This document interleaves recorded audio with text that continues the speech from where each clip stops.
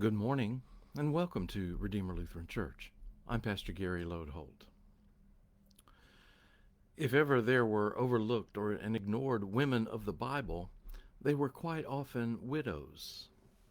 Other women, women of ill repute, got a certain level of recognition, but it wasn't good, and anyone who had any social standing ignored these women too.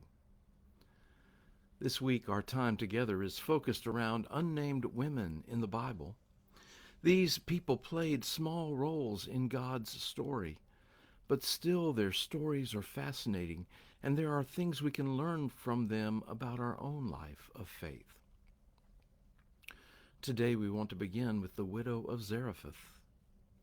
You may be familiar with her story, but it really starts with Elijah and King Ahab and Queen Jezebel.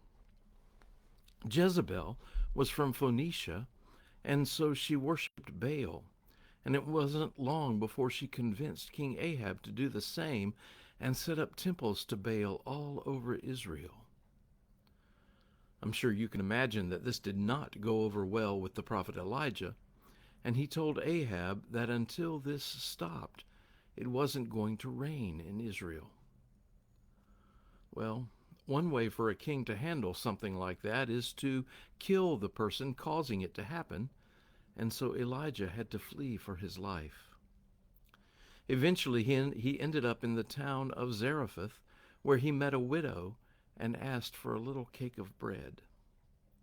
Alas, the woman was on her own last bit of food for her and her son, but Elijah told her to make some bread for him first, and he promised her that her oil and meal would never run out until the famine was over. Sure enough, that's just what happened. And maybe we can learn to have trust in God like she did, even when things seem ridiculously hopeless. Who knows what miracle God will bring? By the way, later the woman's son dies, and Elijah raises him back to life. But that's another story. Like I said, you may well have known that story, but I think it's unlikely that you know about a somewhat companion story about another widow and the prophet Elisha. Let me just tell you the story as it is in 2 Kings. Now, the wife of a member of a company of prophets cried to Elisha, "Your servant, my husband, is dead, and you know that your servant feared the Lord, but a creditor has come to take my 2 children as slaves." Elijah said to her, "What shall I do for you? Tell me, what do you have in the house?" She answered, "Your servant has nothing in the house except a jar of oil." He said, "Go outside, borrow vessels from all your neighbors, empty vessels, and not just a few. Then go in and shut the door behind you and your children, and start pouring into all those vessels. When each is full, set it aside." So she left him and shut the door behind her and her children. They kept bringing vessels to her, and she kept pouring. When the vessels were full, there they are. Lost my place. When the vessels were full, she said to her son, "Bring me another vessel." But he said to her, "There are no more." Then the oil stopped flowing. She came and told the man of God, and he said, "Go, sell the oil and pay your debts, and you and your children can live on the rest." In her time of need, this widow turned to God. Her empty jars were filled, and so was her future. Our third unnamed woman for today is perhaps a story that you may have heard. A prominent Pharisee invited Jesus to his home for a meal, and while he was there, a woman of ill repute came in, and having brought an alabaster jar of ointment, she began to anoint Jesus' feet, bathe them with her tears, and dried them with her hair. Those gathered around were quite scandalized. Surely this holy man knew what kind of woman this was who was touching him, and yet he didn't stop it. Then Jesus said to his host, There was a man who was owed a small debt from one man and a large debt by another. When they both couldn't pay, the man forgave both debts. Now, which one will love him more?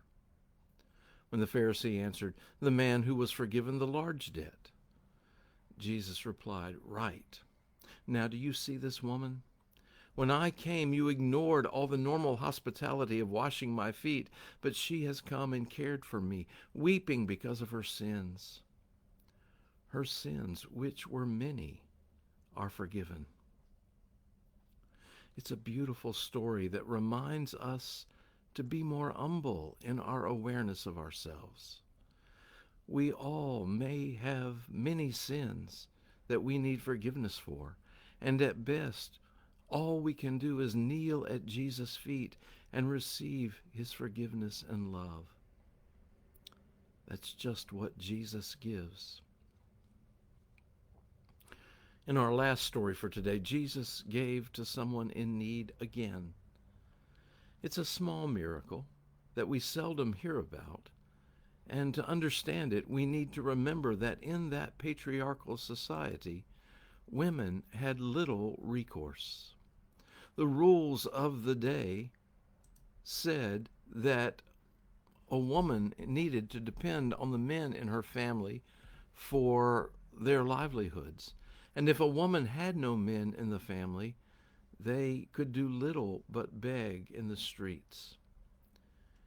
In Luke 7, we are told the story of Jesus and his disciples approaching the town of Nain. And as they arrived, a funeral procession was coming out. At the front was a widow whose only son had died and was being carried out. At that point, she had no future. Her husband and only son are dead. But Jesus gives the gift of restoration. He touches the funeral bier, and the young man was brought back to life. And then Jesus gave him to his mother.